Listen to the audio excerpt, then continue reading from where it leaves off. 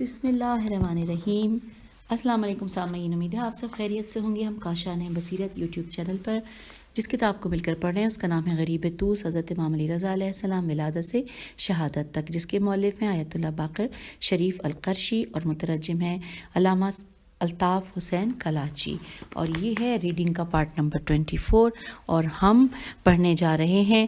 بلکہ میں یہ بتاؤں کہ جو ہم نے پچھلی ریکارڈنگ میں کچھ ساتھ مل کر جو پڑھا تھا اس میں ہم رسالہ صحیفہ حضرت امام علی رضا علیہ السلام کو پڑھنے کا آغاز کر چکے تھے، اور جس میں کہ ہمیں بتایا گیا تھا، جس کے ہم نے اول باب پڑھ لیا تھا اور دوم باب بھی ہم نے ختم کر لیا تھا، اور اب ہم تیسرے باب کی جانب آ گئے ہیں جو کہ تیسرا باب کہ فضائل اہل بیت علیہ السلام۔ اور جب ہم نے اس کو پڑھنے کا آغاز کیا تھا اس سے پچھلی نشست میں، یعنی کہ ہمارے ریڈنگ کے پارٹ نمبر 23 میں، تو وہاں پر بتایا گیا تھا کہ اہل بیت علیہ السلام کے فضائل 3 احکام پر مشتمل ہیں۔ تو پہلی قسم ہم نے پڑھ لی تھی فضائل امام علی ابن ابی طالب علیہ السلام۔ اس کے بعد دوسری قسم اب ہم پڑھنے جا رہے ہیں اور وہ ہے سیدۃ النساء العالمین کے فضائل، یہ ہیڈنگ ہے اور یہ دوسری قسم ہے۔ آئیے مل کر پڑھتے ہیں، اور ہم یہ پوائنٹ 45 پر پہنچ گئے ہیں۔ جیسا کہ آپ کو معلوم ہے، جو لوگ میرے ساتھ پڑھ رہے ہیں وہ اس کو بخوبی جانتے ہیں کہ یہ وہ پوائنٹس ہیں جو کہ ہم نے 1 سے شروع کیے تھے، اور جس کا آغاز ہم نے جب کیا تھا تو وہ بھی میں نے آپ لوگوں کے ساتھ شیئر کر دیا تھا، بتایا تھا، اور ساتھ ساتھ آپ لوگوں کو میں ہر ریڈنگ میں بتا بھی رہی ہوں، کیونکہ یہ ہمیں صحیفہ حضرت امام علی رضا علیہ السلام جو ہے اس میں ہر باب میں مختلف ہیڈنگ کے ساتھ ضرور ہے، لیکن ایک تسلسل سے نمبر وار چل رہا ہے۔ تو اب ہم نمبر 45 پر ہیں، اور یہاں پر ہیڈنگ ہے سیدۃ النساء العالمین کے فضائل۔ لکھا ہے کہ یہ دوسری قسم اس لیے پیش کی جا رہی ہے کہ بلکہ پہلے ہم یوں کرتے ہیں سامعین کہ اس کا ترجمہ پڑھ لیتے ہیں۔ نمبر 45 کا ترجمہ ہے انورٹڈ کاما، رسول عالمین صلی اللہ علیہ وآلہ وسلم نے فرمایا، میری دختر کا نام فاطمہ سلام اللہ علیہ اس لیے رکھا گیا ہے کہ کیونکہ اللہ تعالیٰ نے ان سے اور ان کے چاہنے والے پیروکاروں سے جہنم کی آگ چھڑا دی گئی۔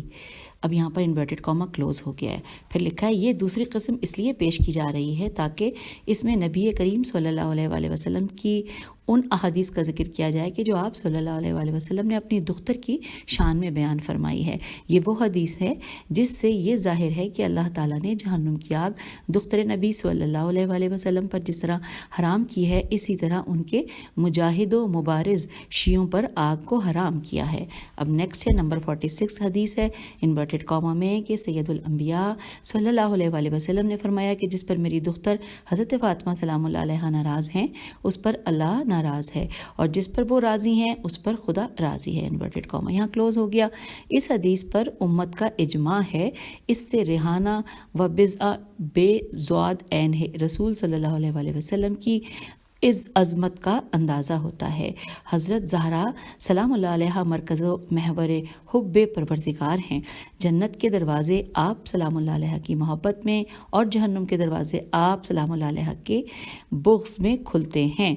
اب نیکسٹ ہے نمبر 47 پہ حدیث ہے جس کو پڑھتے ہوئے ترجمہ ہم پیج 407 پہ آ گئے ہیں۔ رسول اللہ صلی اللہ علیہ وآلہ وسلم نے فرمایا، میدان محشر میں میری دختر حضرت فاطمہ سلام اللہ علیہ قدم رکھیں گی تو ان کے ہاتھ میں ان کے فرزند حسین علیہ السلام کا خون آلود کرتا ہوگا، اور وہ عرش کے ستون کو پکڑ کر کھڑی ہو جائیں گی اور بارگاہ خداوندی میں عرض گزار ہوں گی کہ اے میرے رب، میرے اور میرے فرزند کے قاتل کے درمیان فیصلہ کر۔ آپ صلی اللہ علیہ وآلہ وسلم نے فرمایا کہ رب کعبہ کی قسم، اللہ رب العزت میری دختر کے حق میں فیصلہ دے گا۔ انورٹڈ کاما یہاں کلوز ہو گیا۔ لکھا ہے جی ہاں، سید شباب اہل جنت اور ریحانہ رسول صلی اللہ علیہ وآلہ وسلم کے مصائب و علام نے اس کائنات کو تڑپا کر رکھ دیا ہے۔ ان مظالم کو دیکھ کر اور سن کر اہل مشرق و مغرب مرثیہ گناہ ہیں، اور زمین و آسمان محزون و مغموم ہیں۔ قیامت کے دن مالک یوم الدین کی پرزور عدالت ہوگی۔ اس دن سید الشہداء کا خون آلود کرتا آپ سلام اللہ علیہ کی والدہ ماجدہ کے ہاتھ میں ہوگا، اور آپ امت کی شکایت کر رہی ہوں گی۔ کسی شاعر نے کیا خوب کہا ہے، ترجمہ انورٹڈ کاما، قیامت کے روز دختر پیغمبر حضرت فاطمہ سلام اللہ علیہ حاضر ہوں گی، اور حضرت امام حسین علیہ السلام کے خون اطہر سے آپ سلام اللہ علیہ السلام کی قمیض رنگین ہوگی۔ Inverted comma close. پھر لکھا ہے ابو العلا موری نے کہا ہے الف بے واو الف لام عین لام الف ابو الاولا اور حمزہ بھی ہے ساتھ میں بعد میں، اور موری میم پہ پیش ہے، میم عین رے چھوٹی ہے۔ انہوں نے کہا ہے آئیے اس کا ترجمہ پڑھتے ہیں، پیج 410 پہ ہم آ گئے۔ لکھا ہے کہ عنقریب علی علیہ السلام و فاطمہ سلام اللہ علیہ کے ہاں 2 فرزند جنم لیں گے جو جوانان جنت کے سید و سردار ہوں گے۔ ان دونوں ہستیوں کے وجود ذی وجود سے جنت مزین ہوگی۔ اے محمد صلی اللہ علیہ وآلہ وسلم تمہیں بشارت ہو، تم اولین و آخرین سے افضل اور بہتر و برتر ہو۔ انورٹڈ کاما کلوز ہو گیا۔ پھر لکھا ہے کہ اس مضمون کی تائید میں کثرت کے ساتھ احادیث مذکور ہیں کہ رسول اللہ صلی اللہ علیہ وآلہ وسلم نے اپنی دختر کی شادی حضرت علی علیہ السلام کے ساتھ اللہ تعالیٰ کے حکم پر کی تھی۔ اس سے حضرت علی علیہ السلام کی عظمت اور کرامت کا علم ہوتا ہے۔ روحانی اور معنوی طور پر آپ علیہ السلام قرآن ناطق ہیں، لیکن یہ وہ دور تھا کہ لوگ دنیا و دولت پر مر رہے تھے اور بیٹی کا رشتہ وہاں کرتے کہ جو دھن اور دولت والا ہوتا ہے۔ امام علی علیہ السلام قافلہ حصار کے سید و سالار تھے جو کسب معاش کرتے، وہ معاشرے کے بھوکوں کو کھلا دیتے تھے۔ پیغمبر صلی اللہ علیہ وآلہ وسلم نے اپنی بیٹی سیدۃ النساء العالمین کے ساتھ آپ علیہ السلام کا عقد کر دیا۔ نیکسٹ پیراگراف پہ ہے کہ سیرت کی کتابوں میں مذکور ہے اس وقت حضرت علی علیہ السلام کی معاشی و مالی کائنات صرف ایک زرہ اور تلوار تھی۔ پیغمبر صلی اللہ علیہ وآلہ وسلم پیغمبر اسلام نے آپ علیہ السلام کو زرہ بیچنے کا حکم دیا تھا۔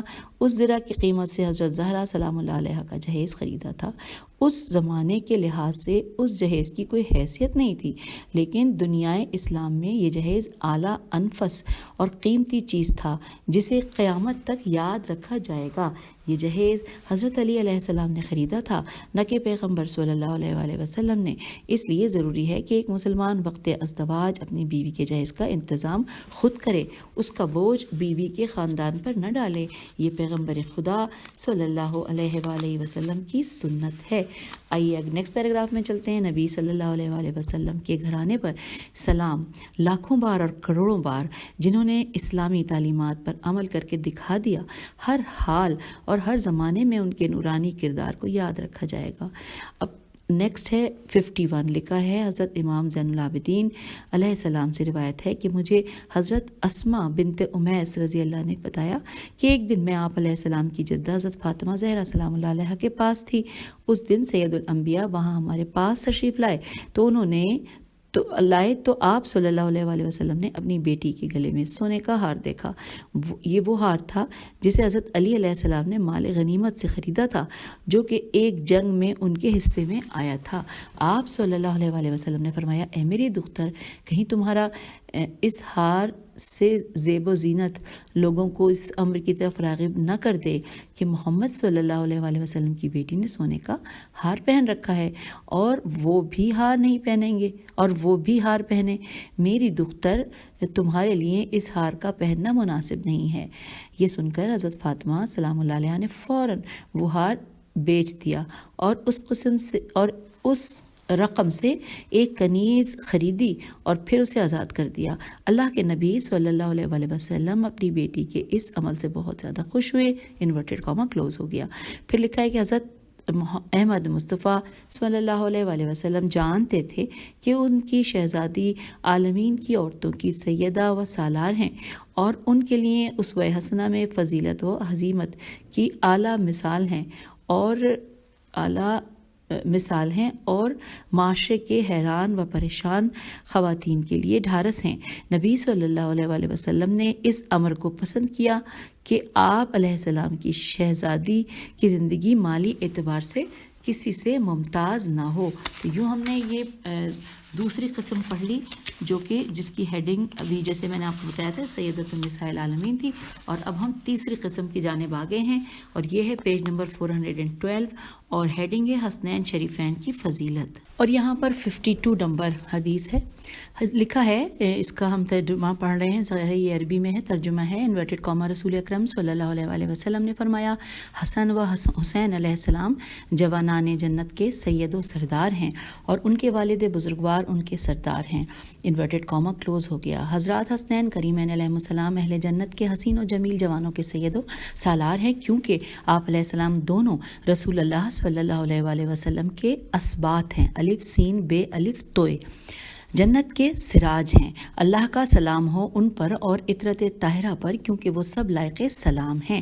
اب نمبر 53 حدیث ہے، انورٹڈ کاما، رسول اللہ صلی اللہ علیہ وآلہ وسلم نے فرمایا، بیٹا باپ کے لیے خوشبو ہوتا ہے اور میری خوشبو حسن و حسین علیہ السلام ہے، انورٹڈ کاما کلوز ہو گیا۔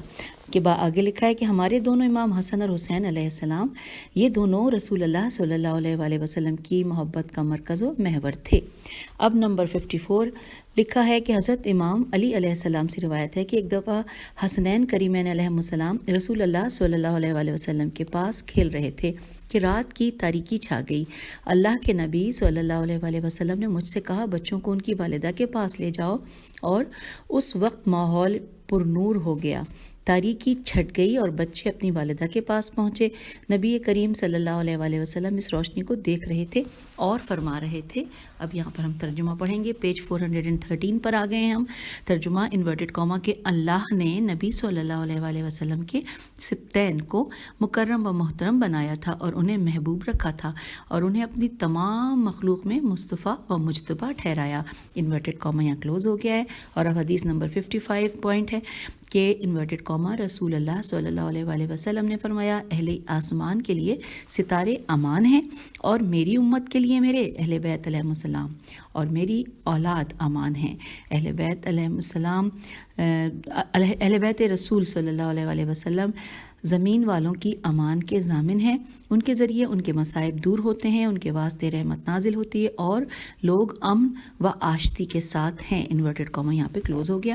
اور اب پوائنٹ 56 حدیث 56 انورٹڈ کاما میں کہ رسول اللہ صلی اللہ علیہ وآلہ وسلم نے فرمایا کہ جس نے میرے اہل بیت علیہ السلام پر ظلم کیا اس پر جنت حرام ہے، جس نے ان سے جنگ کی اور جس نے ان کے دشمن کی مدد کی اور جس نے ان پر سب و شتم کیا اس کا آخرت میں حصہ نہیں ہے، ان سب پر جنت حرام ہے۔ اللہ رب العزت ان سے کلام نہیں کرے گا اور نہ ان کا تزکیہ کرے گا، ان کے لیے دردناک عذاب ہے، انورٹڈ کاما یہاں کلوز ہو گیا۔ پھر لکھا ہے، جی ہاں، جس کسی نے ولایت اہل بیت علیہ السلام کا انکار کیا اس کے لیے ابدی تباہی و بربادی ہے، جس نے ان پر مظالم ڈھائے ان کے لیے سرمدی، ویرانی و حیرانی ہے، وہ اللہ رب العزت کے غضب کے حقدار ہیں۔ اب نمبر 57 پوائنٹ ہے، اس کو پڑھتے ہوئے، یعنی حدیث ہے، اس کو پڑھتے ہوئے ہم پیج 414 پہ آ گئے ہیں۔ لکھا ہے، رسول اسلام صلی اللہ علیہ وآلہ وسلم نے فرمایا کہ میں 4 لوگوں کی روز قیامت شفاعت کروں گا، وہ جو میری ذریت کا اکرام کرے گا، وہ جو ان کی حوائج پوری کرے گا، جب وہ مضطر ہوں تو ان کی پریشانی دور کرنے کی صحیح کرے اور ان سے دل و جان سے محبت کرے، انورٹڈ کاما یہاں کلوز ہو گیا ہے۔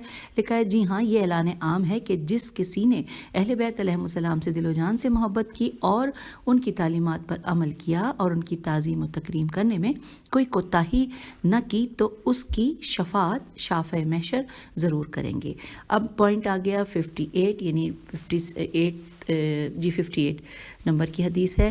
لکھا ہے، پیغمبر خدا صلی اللہ علیہ وآلہ وسلم نے فرمایا کہ صدقہ اس طرح ہمارے اوپر حرام ہے جس طرح زکوٰۃ ہم پر حرام ہے، کیونکہ اللہ رب العزت نے ہمیں لوگوں پر شرف عطا کیا ہے، انورٹڈ کاما کلوز۔ پھر لکھا ہے، محمد و آل محمد علیہ السلام پر واجب صدقہ جیسے زکوٰۃ حرام ہے، اللہ نے الویوں کو امت میں یہ شرف عطا فرمایا ہے کہ ان پر واجب صدقہ حرام ہے۔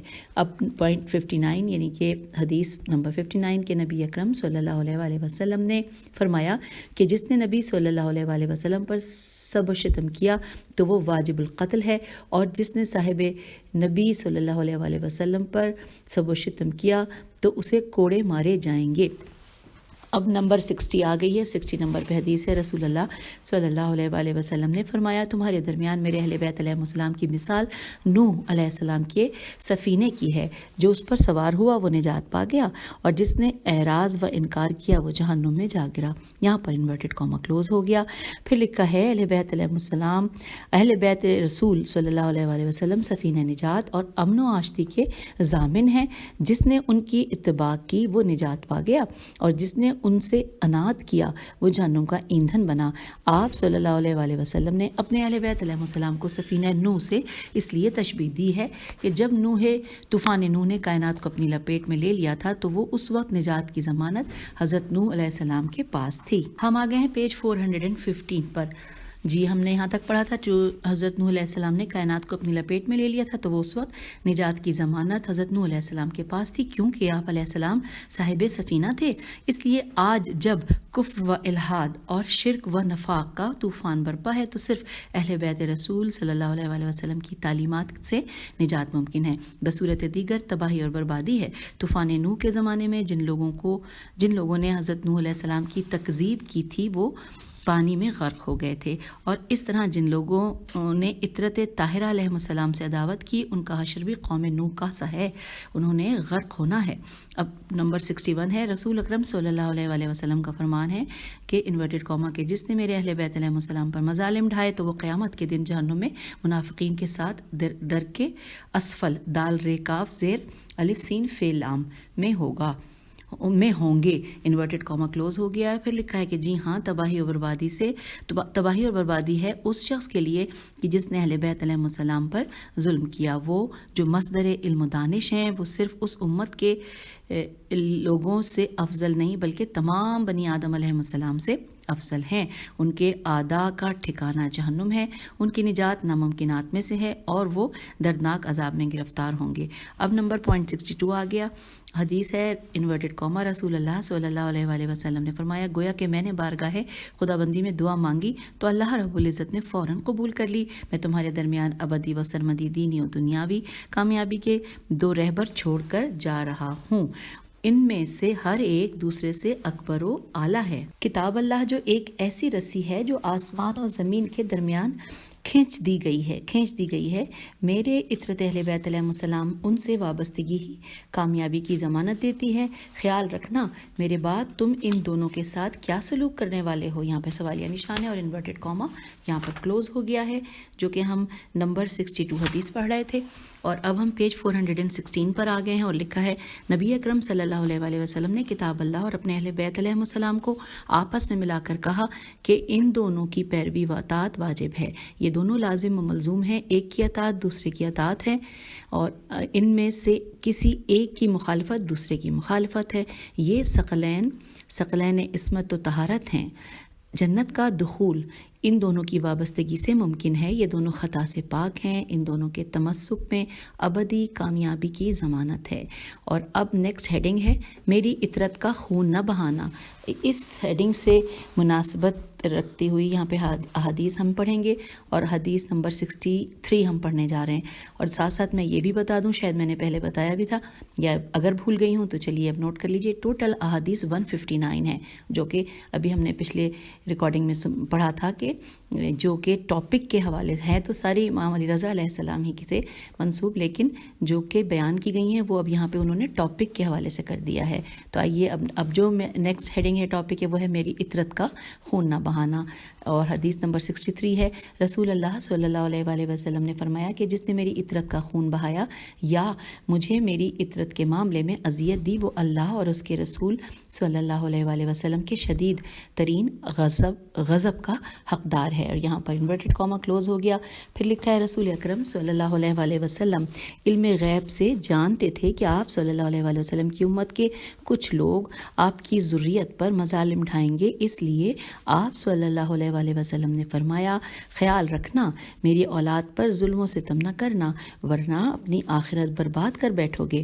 جب پیغمبر اسلام صلی اللہ علیہ وآلہ وسلم کا وصال ہوا تو دشمنان دین اسلام اور اہل بیت علیہ السلام نے اہل بیت علیہ السلام کو شہید کیا۔ میں دوبارہ اس جملے کو پڑھتی ہوں کہ جب پیغمبر اسلام صلی اللہ علیہ وآلہ وسلم کا وصال ہوا تو دشمنان دین اسلام اور اہل بیت علیہ السلام نے یہ اس طرح سے کہ جو دشمنان دین اسلام اور اہل بیت علیہ السلام کے جو دشمن تھے انہوں نے اہل بیت علیہ السلام کو شہید کیا اور ان سے ایسا بدترین سلوک کیا کہ جس کی مثال نہیں ملتی۔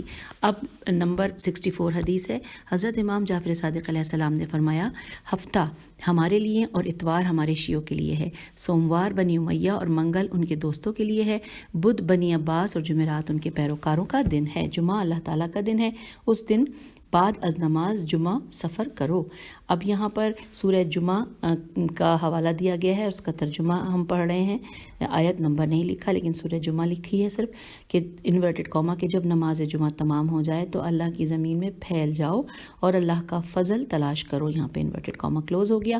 حضرت امام جعفر صادق علیہ السلام نے ہفتے کی خوبصورت تقسیم کی ہے۔ آپ علیہ السلام نے فرمایا کہ جمعہ اللہ رب العزت کی عبادت و بندگی کے لیے خاص ہے کہ اس دن نماز جمعہ ادا کی جائے۔ اس دن قبل از نماز جمعہ سفر کرنا مکروہ ہے اور بعد از نماز جمعہ سفر کرنا مباح ہے۔ ہم آ گئے ہیں کتاب کے صفحہ نمبر 417 پر، اور اب یہاں پر ہم حدیث نمبر 65 پڑھنے جا رہے ہیں۔ حضرت امام جعفر صادق علیہ السلام کا فرمان ہے کہ میرے والد بزرگوار کی انگوٹھی کا نقش یہ تھا، اور جو نقش ہے اس کا ترجمہ ساتھ ساتھ لکھا ہے انورٹڈ کاما، مجھے اللہ رب العزت پر یقین ہے کہ وہ میرے بارے میں جو فیصلہ کرے گا اس میں میرے لیے بہتری ہے۔ نبی صلی اللہ علیہ وآلہ وسلم معتمق وسیع علیہ السلام صاحب منن اور حسنین کریمین سب سے بہتر و برتر ہیں۔ اب یہاں پہ ہم ہجے بھی آپ کو کر کے سنا دیتے ہیں۔ یو انورٹڈ کاما کلوز ہو گیا ہے اور اس انگوٹھی کے اوپر جو لکھا تھا ہم نے اس کا ترجمہ پڑھا۔ نبی صلی اللہ علیہ وآلہ وسلم معتمق میم واو تے میم قاف، پھر ہے وسیع علیہ السلام صاحب منن، تو اس میں میم نون نون ہے منن، اور حسنین کریمین کو تو ہمیں ہجے آتی ہے، سب سے بہتر و برتر ہے۔ انورٹڈ کاما یہاں کلوز ہو گیا۔ لکھا ہے جی ہاں، جب ہم ائمہ اہل بیت علیہ السلام کی سیرت کا مطالعہ کرتے ہیں یا ان کے مظاہر حیات میں غور کرتے ہیں تو بندگی و عبادت و پروردگار کا سما نظر آتا ہے۔ کیا کہنے ان کی ترجمانی توحید کے، وہ اپنی انگوٹھی پر وہ کلمات کندہ کراتے ہیں کہ جن سے توحید پروردگار کی تجلیات ذوفشاں نظر آتی ہیں۔ اب نمبر 66 پر ہم آ گئے ہیں۔ 66 حدیث حضرت امام زین العابدین علیہ السلام نے فرمایا کہ اس دنیا کی سیادت و قیادت صاحبان جود و سخا کے پاس ہے، اور آخرت کی امیری اور امارت صاحبان تقوی و ارتقاء کے پاس ہے۔ اب 67 نمبر ہے، لکھا ہے حضرت امام علی بن حسین علیہ السلام سے مروی ہے کہ انورٹڈ کاما صحت و سلامتی ایسی سلطنت ہے کہ جو مخفی ہے۔ انورٹڈ کاما کلوز ہو گیا۔ لکھا ہے جی ہاں، عافیت انسان کے لیے نعمت کبریٰ ہے کہ جس کا مقابلہ کوئی دوسری نعمت نہیں کر سکتی۔ اگر انسان اس نعمت سے وابستہ ہے تو باقی نعمات سے استفادہ کر سکتا ہے، اگر وہ بیمار ہے تو ہر نعمت اس کے لیے بیکار ہے، اس لیے اس نعمت کی قدر کرنا واجبات میں سے ہے۔ اور نمبر 68 حدیث ہے، حضرت امام علی علیہ السلام سے روایت ہے کہ رسول اسلام صلی اللہ علیہ وآلہ وسلم نے فرمایا کہ انورٹڈ کاما کے جس نے اولاد حضرت عبد المطلب علیہ السلام میں سے کسی فرد کا بغیر اجرت لیے کوئی کام کیا، جب قیامت کے دن وہ مجھ سے ملاقات کرے گا تو میں اسے اس کے کام کی اجرت دوں گا۔ اور یہاں پر انورٹڈ کاما کلوز ہو گیا ہے۔ اور اب ہم آ گئے ہیں پیج نمبر 418 پر، اور یہاں پر ہم پڑھنے جا رہے ہیں حدیث نمبر 69۔ لکھا ہے حضرت امام سید الساجدین زین العابدین علیہ السلام سے روایت ہے، انورٹڈ کاما جب حسنین کریمین علیہم السلام پیدا ہوئے تھے تو رسول اللہ صلی اللہ علیہ وآلہ وسلم نے اپنے دونوں شہزادوں کے کان میں اذان دی تھی۔ یہاں پر انورٹڈ کاما کلوز ہو گیا۔ ساتھ ہی لکھا ہے کہ جی ہاں، جب سبط اکبر اور سبط اصغر کی ولادت ہوئی تھی تو سید الانبیاء صلی اللہ علیہ وآلہ وسلم نے اپنے دونوں شہزادوں کے دائیں کان میں اذان اور بائیں کان میں اقامت کہی تھی، اس لیے آپ صلی اللہ علیہ وآلہ وسلم کا یہ عمل سنت بن گیا۔ اب جب مسلمان کے گھر میں بچہ پیدا ہوتا ہے تو اس کے دائیں کان میں اذان اور بائیں کان میں اقامت کہی جاتی ہے۔ اب آئیے حدیث نمبر 70 حضرت امام سید سجاد علیہ السلام نے فرمایا کہ اسماء بنت امیس رضی اللہ سے روایت ہے کہ میں آپ علیہ السلام کی جدہ حضرت سیدہ زہرا سلام اللہ علیہ کے پاس موجود تھی جب حضرت امام حسن علیہ السلام کی ولادت باسعادت ہوئی تھی۔ اس دوران رسول اسلام صلی اللہ علیہ وآلہ وسلم تشریف لائے اور آپ صلی اللہ علیہ وآلہ وسلم نے فرمایا، اسماء میرے بیٹے کو میرے پاس لاؤ۔ میں نے انہیں زرد رنگ کے کپڑے میں ملبوس کر کے حضور صلی اللہ علیہ وآلہ وسلم کی خدمت میں پیش کیا تو رسول اکرم صلی اللہ علیہ وآلہ وسلم نے فرمایا، کیا میں نے تم لوگوں سے نہیں کہا تھا کہ مولود کو زرد رنگ کے کپڑے میں نہ لپیٹا کرو؟ یہ سن کر میں نے مولود کو سفید کپڑے میں لپیٹا اور آپ صلی اللہ علیہ وآلہ وسلم کے حضور پیش کیا تو آپ نے بچے کے داہنے کان میں اذان اور بائیں کان میں اقامت کہی۔ حضرت اسماء رضی اللہ کا بیان ہے کہ رسول اسلام صلی اللہ علیہ وآلہ وسلم نے حضرت علی علیہ السلام سے فرمایا کہ بچے کا نام تجویز کریں۔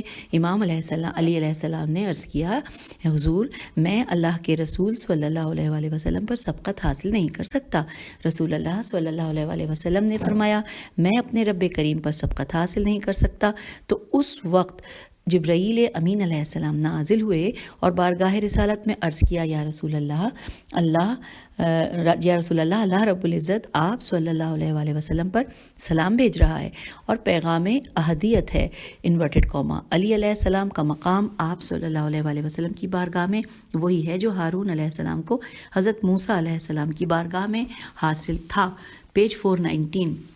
لیکن آپ صلی اللہ علیہ وآلہ وسلم کے بعد کوئی نبی آنے والا نہیں ہے۔ اپنے اس فرزند کا وہی نام رکھیں جو جناب ہارون علیہ السلام کے فرزند کا نام تھا۔ سید الانبیاء صلی اللہ علیہ وآلہ وسلم نے پوچھا ان کے بیٹے کا نام کیا تھا؟ تو حضرت جبرائیل امین علیہ السلام نے عرض کیا، ہارون نبی علیہ السلام کے بیٹے کا نام شبر تھا۔ نبی کریم صلی اللہ علیہ وآلہ وسلم نے فرمایا، میری زبان تو عربی ہے۔ تو جبرائیل علیہ السلام نے کہا، تو پھر مولود کا نام حسن رکھیں۔ حضرت اسماء رضی اللہ کہتی ہیں کہ مولود کا اسم مبارک حسن رکھا گیا۔ جب مولود کی ولادت کا 7واں دن آیا تو نبی اکرم صلی اللہ علیہ وآلہ وسلم نے مولود کا عقیقہ کیا، 2 مینڈھے ذبح کیے، مینڈھے کی ران دایا کے حوالے کی اور بچے کے سر کے بال منڈوائے اور بالوں کے وزن کے برابر چاندی تصدق کی اور بچے کے سر پر خوشبو کی مالش کی۔ آپ صلی اللہ علیہ وآلہ وسلم نے فرمایا، اسماء رضی اللہ نومولود کے سر پر خون کی مالش کرنا رسم جاہلیت ہے۔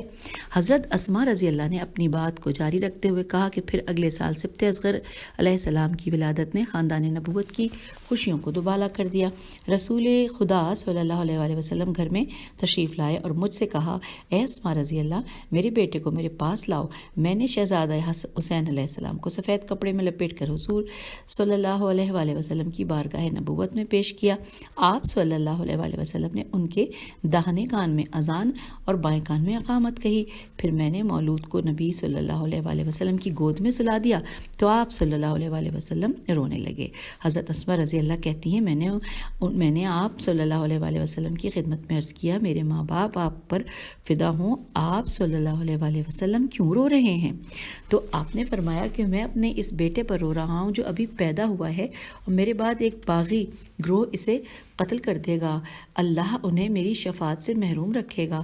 سید الانبیاء صلی اللہ علیہ وآلہ وسلم نے مجھ سے فرمایا، میری شہزادی کو یہ بات نہ بتانا کیونکہ انہوں نے ابھی اس فرزند کو جنم دیا ہے۔ رسول خدا صلی اللہ علیہ وآلہ وسلم نے حضرت علی علیہ السلام سے فرمایا کہ اس مولود کا نام کیا ہونا چاہیے، پیج 420۔ حضرت علی علیہ السلام نے عرض کیا، میں اللہ کے رسول صلی اللہ علیہ وآلہ وسلم پر سبقت کیسے حاصل کر سکتا ہوں؟ اس دوران رسول خدا صلی اللہ علیہ وآلہ وسلم نے فرمایا، میں بھی اپنے رب پر سبقت حاصل نہیں کر سکتا۔ اتنے میں جبرائیل امین علیہ السلام نازل ہوئے اور عرض کیا، یا رسول اللہ، اللہ رب العزت آپ کو سلام کہتا ہے اور فرماتا ہے کہ اس بچے کا نام ہارون نبی علیہ السلام کے فرزند کے نام پر رکھو۔ آپ نے جبرائیل علیہ السلام سے پوچھا، ہارون کے فرزند کا نام کیا تھا؟ حضرت جبرائیل نے عرض کیا کہ شبیر۔ آپ صلی اللہ علیہ وآلہ وسلم نے فرمایا، میں عربی ہوں۔ تو جبرائیل علیہ السلام نے عرض کیا، ان کا نام حسین علیہ السلام رکھیں۔ تو آپ صلی اللہ علیہ وآلہ وسلم نے اپنے مولود کا نام حسین علیہ السلام رکھا۔ آپ صلی اللہ علیہ وآلہ وسلم نے حسین علیہ السلام کا عقیقہ کیا۔ اس دن 2 مینڈھے ذبح کیے، بچے کے سر کے بال منڈوائے اور بالوں کے وزن کے برابر چاندی تصدق کی اور ان کے سر پر خوشبو کی مالش کی۔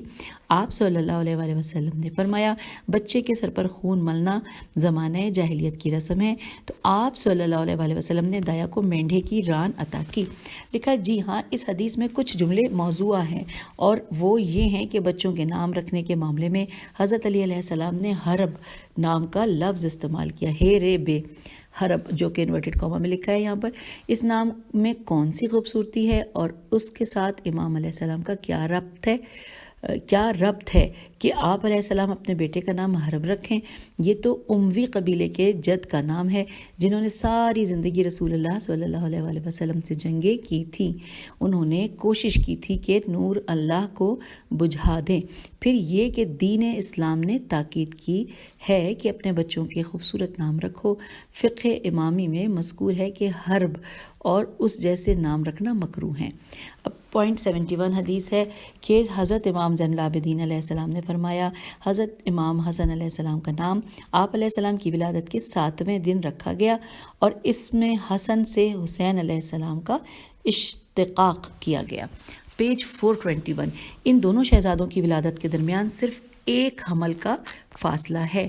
جی ہاں، دین اسلام میں سفارش کی گئی ہے کہ نومولود کا نام اس کی ولادت کے 7ویں دن رکھا جائے۔ اب آ گیا ہے حدیث 72۔ حضرت امام زین العابدین علیہ السلام سے روایت ہے کہ حضرت فاطمہ زہرا سلام اللہ علیہا نے اپنے بیٹے حسن اور حسین علیہ السلام کی ولادتوں پر ہر ایک کا عقیقہ کیا اور دایا کو بکری کی ران اور کچھ دینار عطا کیے تھے۔ اب 73 نمبر حدیث ہے۔ حضرت امام علی علیہ السلام سے مروی ہے، گویا کہ میں روضہ حسینی کے ارد گرد محلات اور بازار دیکھ رہا ہوں، ایک زمانہ نہیں گزرے گا کہ ان کی قبر پر شہر آباد ہوگا، اور یہ اس وقت ہوگا کہ جب بنی مروان کی حکومت کا خاتمہ ہوگا۔ آخر وہی ہوا جو امام علی علیہ السلام نے فرمایا، حسین علیہ السلام کو مارنے والے مر گئے، ان کی قبروں کے نشان تک مٹ گئے۔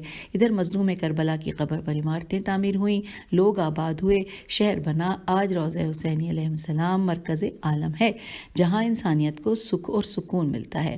پوائنٹ 74 حدیث ہے۔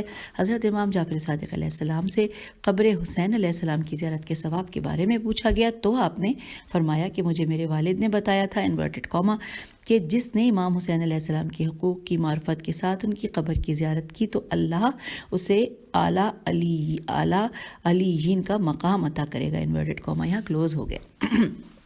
اب لکھا ہے کہ آپ صلی اللہ علیہ وآلہ وسلم نے یہ بھی فرمایا کہ امام مظلوم علیہ السلام کی قبر مبارک پر 70,000 ملائکہ اپنے سر میں مٹی ڈال کر گریہ کناں ہیں، ان کا یہ سلسلہ قیامت تک باقی رہے گا، انورٹڈ کاما یہاں کلوز ہو گیا۔ پھر لکھا ہے جی ہاں، کثرت کے ساتھ احادیث سید الشہداء علیہ السلام کی قبر شریف کی زیارت کرنے کی تاکید پر مشتمل ہے، کیونکہ حضرت امام حسین علیہ السلام نے ظلم کا مقابلہ کر کے انسانیت کو شرف بخشا۔ آپ علیہ السلام کی زیارت میں اجر رسالت کا پیغام مخفی ہے، اس عمل سے اللہ اور اس کے رسول صلی اللہ علیہ وآلہ وسلم کی خوشنودی ہے۔ حضرت امام حسین علیہ السلام نے توحید کی مشعل بلند کی تھی، اگر امام علیہ السلام کی قربانی نہ ہوتی تو اموی لوگ اسلام کے نظام کو موت کی گھاٹ اتار دیتے۔ پیج 422 اور حدیث نمبر 75۔ رسول اسلام صلی اللہ علیہ وآلہ وسلم نے فرمایا، حسین علیہ السلام کا قاتل جہنم کے تابوت میں ہے، جہنم کا آدھا عذاب اس کے حصے میں رہے گا، اس کے ہاتھ پاؤں جہنم کی زنجیروں سے بندھے ہوئے ہوں گے، اسے اوندھے منہ جہنم میں ڈالا جائے گا اور وہ جہنم کی آخری تہہ میں جا ٹھہرے گا، اس پر جہنم کی جلا دینے والی ہوا چلے گی، جب وہ باقی اہل جہنم تک پہنچے گی تو وہ اللہ سے اس کی پناہ مانگیں گے اور وہ ہمیشہ جہنم میں اس عذاب میں رہے گا، وہ عذاب علیم کا ذائقہ چکھتا رہے گا۔ جب ان لوگوں کے جسم کی جلد جل جائے گی تو دوسری جلد تیار ہو جائے گی تاکہ وہ لوگ دردناک عذاب میں ہی رہیں، لمحہ بھر بھی انہیں سکون نہیں ملے گا، وہ جہنم کا آب حمیم پیئیں گے، ہے میم یہ میم، اللہ کا عذاب ان پر برستا رہے گا، ان کے لیے تباہی و بربادی ہے۔ اب یہاں پہ انورٹڈ کاما کلوز ہو گیا۔ لکھا ہے جی ہاں، ویل و تباہی و بربادی ہو اس ظالم کے لیے کہ جس نے فرزند رسول علیہ السلام سے میدان کربلا میں جنگ کی اور انہیں شہید کیا۔ فرزند رسول علیہ السلام نے مظلوموں اور کمزوروں کے حقوق کی آواز بلند کی تھی، اموی حکمرانوں نے حدود الہیہ کو معطل کیا تھا، نبی صلی اللہ علیہ وآلہ وسلم کی امت کو غلام بنا لیا تھا اور ان کی جانوں اور عزتوں سے کھیلنا شروع کر دیا تھا۔ حضرت امام حسین علیہ السلام اپنے نانا صلی اللہ علیہ وآلہ وسلم کے دین کے وارث تھے، اپنی ذمہ داری سے خوب آگاہ تھے۔ یزید نے آپ علیہ السلام سے بیعت طلب کی تھی، آپ علیہ السلام نے اس کی بیعت سے انکار کر دیا تھا۔ میدان کربلا میں حق و باطل کا ٹکراؤ ہوا، فرزند علی علیہ السلام و بطول علیہ السلام نے شہید ہو کر حق کا علم اس طرح بلند کیا کہ جسے آج تک کوئی طاقت اسے جھکا نہیں سکی، لیکن اموی حکمرانوں اور ان کے ساتھیوں کے مقدر میں ابدی لعنت آئی اور پھر آخرت میں دردناک عذاب میں مبتلا رہیں گے۔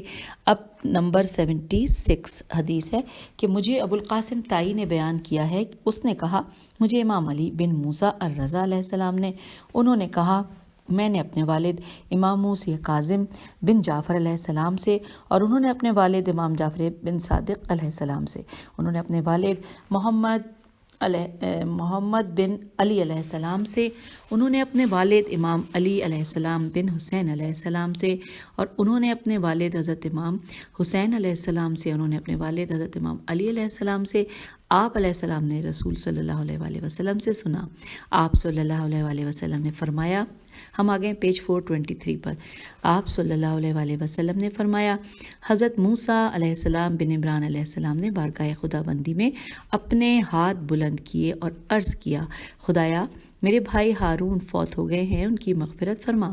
حضرت موسیٰ علیہ السلام پر وحی آئی، اے موسیٰ تم اولین و آخرین کی مغفرت کی دعا کرو، میں سب کو بخش دوں گا، لیکن حسین علیہ السلام کے قاتل کو نہیں بخشوں گا اور ان کے قاتل سے انتقام لوں گا۔ یہاں پر انورٹڈ کاما کلوز ہو گیا اور پھر لکھا ہے آخری پیراگراف اس صفحے پر، یعنی صفحہ 423 پر، کہ اللہ رب العزت کی رحمت وسیع ہے، زمین و آسمان اس کے اندر سما سکتے ہیں۔